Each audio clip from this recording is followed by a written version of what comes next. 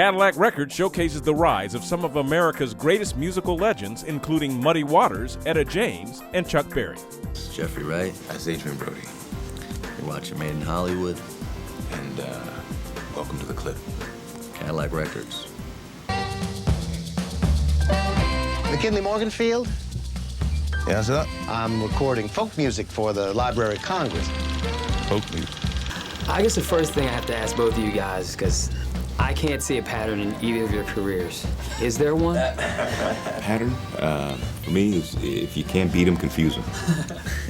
Now, if I see anything, I see Basquiat and Colin Powell and Martin Luther King and now Muddy Waters. Is there something that you see that's attractive to playing real people?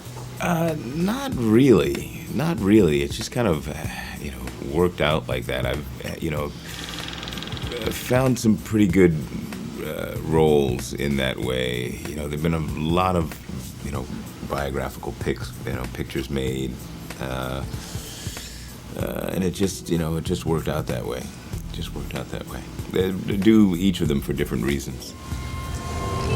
We're late on our mortgage again, Lynn. It's gonna have to wait. You're gambling our home. Do you feel any pressure having to, portray a guy who, in some ways obviously did lots of great things, but also had sort of a side to him that probably wasn't as positive, so to speak? I don't look at it as a pressure, but rather a responsibility, and to not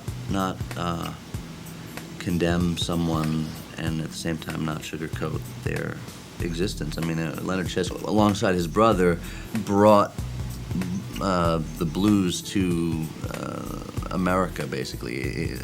He integrated the airwaves. There was no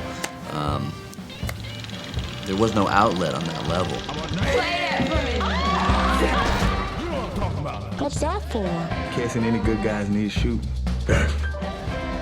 First of all, I'd like to know what brought each of you to the film. Just different material and the impact of the truth. I think we were both sort of blown away by finding out so much information that is largely ignored, and just how powerful each one of these artists were, and this historical relevance of Chess Records, and that they were such geniuses, and they just kind of largely go passed over in terms of being referenced and acknowledged. Take one. 40 days and 40 nights. I pretty much second her sentiments exactly. I mean, one was you read Little Walter and you're just like, this dude is out of control.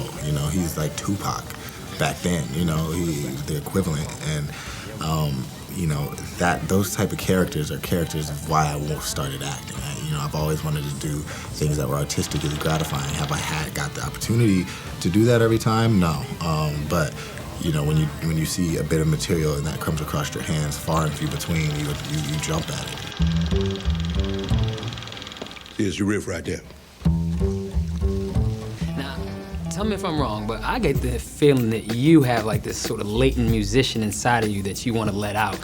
Is that like playing Big Willie? Did you feel like you had a chance to do that? Yeah, a little bit, because, I did have to learn how to do the bass. In this movie, I teach Muddy, the one song, and so, I get that one opportunity to sing a little bit. Gypsy woman told my mother before I was born. So I was able to get some of it off, but, I think I'm gonna have to get in the studio and do me an album.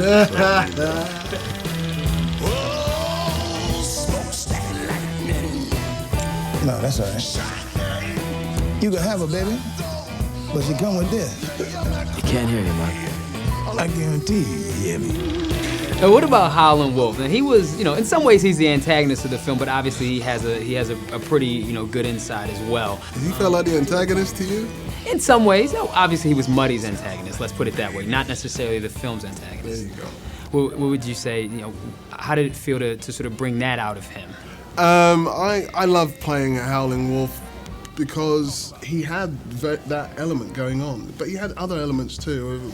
Because it's short, and it's a short space of time to get that relationship between Muddy and he. But it's a very specific thing, because in reality, Muddy and Howlin' did loads of songs together, written by him, in fact. So, well, not him, but Willie Dixon. Mr. Waters, we're big fans. We named our band after one of your songs. Rolling Stone. Did you feel an added pressure to really tell the story because one hasn't been told, and also people who know them know the accuracy of the story, etc.? Yes, I did. But my main concern was not to preach to the converted. There are people who are rock and roll and blues aficionados and who love, love, love the music. There are kids who have no idea what the blues is. That it all started in Mississippi, Chicago, and then some kids in England heard this music, loved it, embraced it, and brought it back to America, and everybody said, ooh, listen to this new music. No, it's always been here, and it was always ours. My baby, don't stand no cheating. Welcome to Cadillac Records. Stay around long enough, everybody get one. Oh, yeah. The car's yours. You earned it. You know why, Daddy? He was a very smart businessman, but he also came from immense poverty and, had a real business sense and was attracted to certain aspects. But I think there was, on a positive side, there was a love of the music and probably a great love between him and Muddy.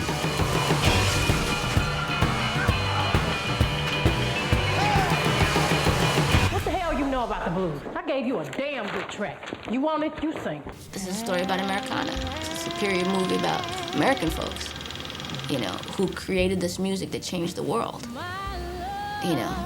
which was helped the civil rights, rock and roll, black kids and white kids finally dancing together, Chuck Berry on American Bandstand, breaking those color lines. It's been music all the time. It's a story about the American dream. Take care of me. I don't need no man to take care of me. Oh, yeah.